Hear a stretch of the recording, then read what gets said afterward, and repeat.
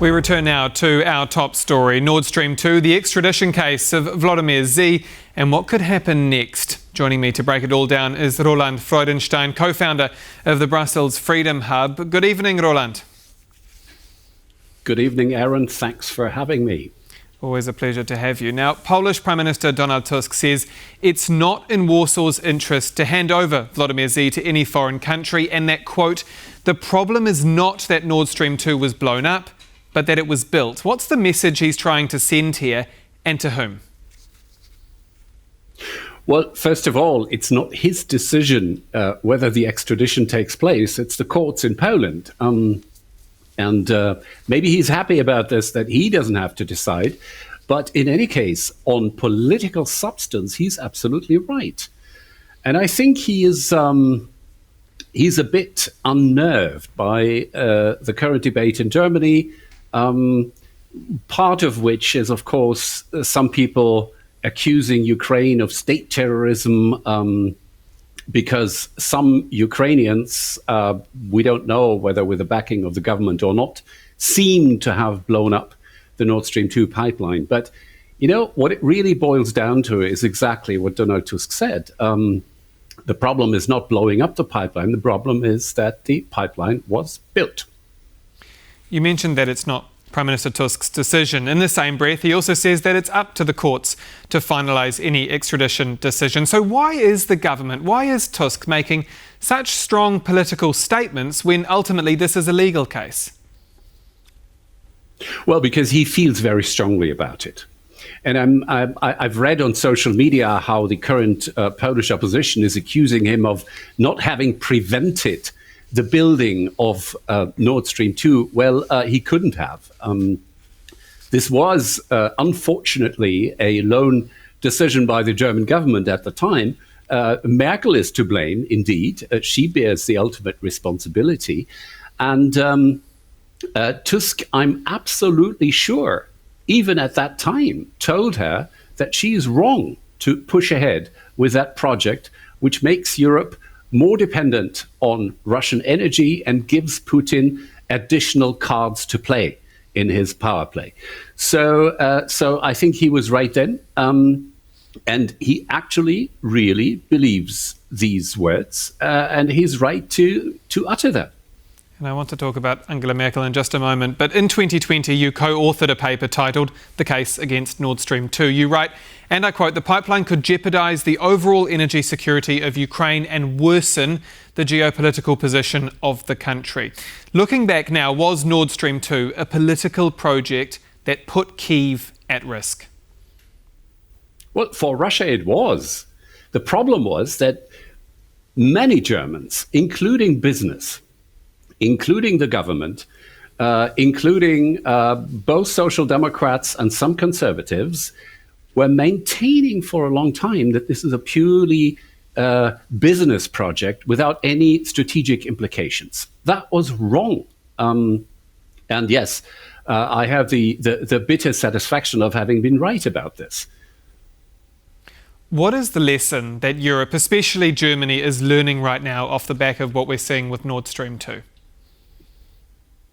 Well, the lesson is very simply that, you know, Vladimir Putin has not been acting in good faith for a long time, not only since the full-scale invasion of Ukraine in 2022, and not only since the first invasion of Ukraine in 2014.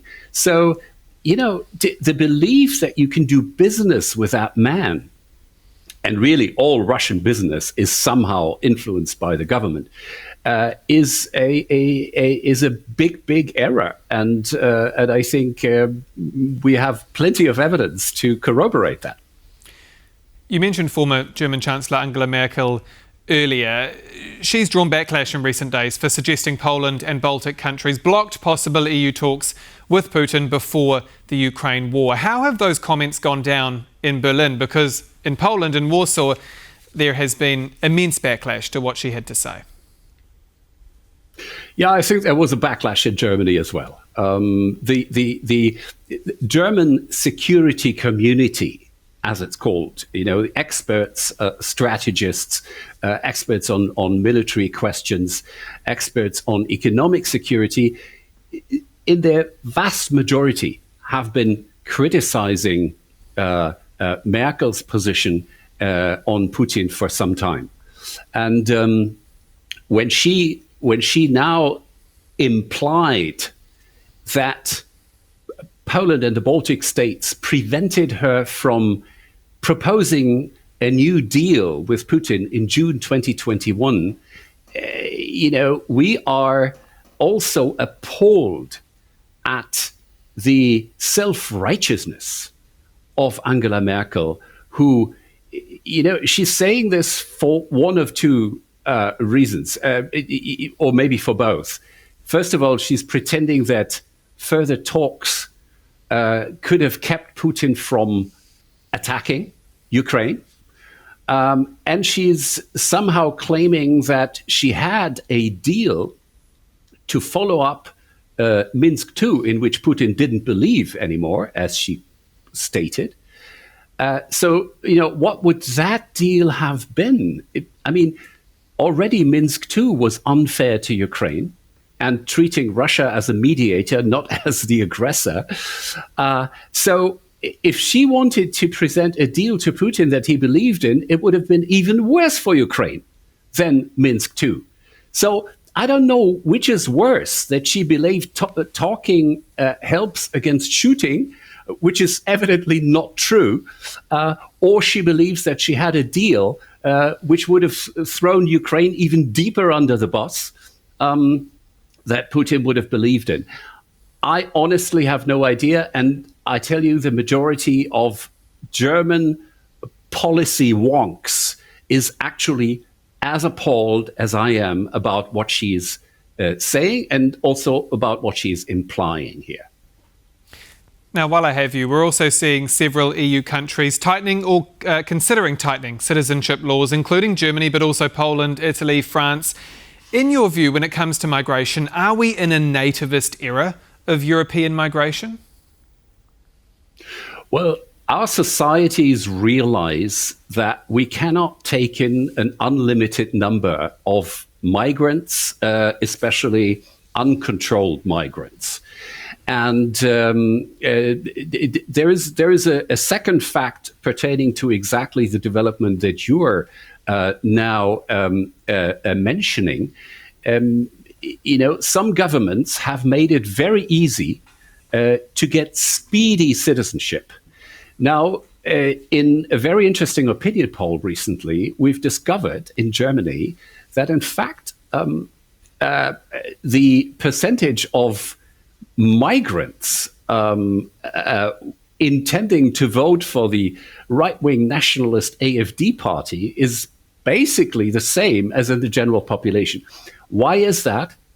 Because they really resent the possibility for recent arrivals to get German citizenship within 3 years, so-called turbo citizenship process, and where they themselves had to spend 10 years or 20 years of hard work of being second-class citizens in a way without German citizenship before they could get it.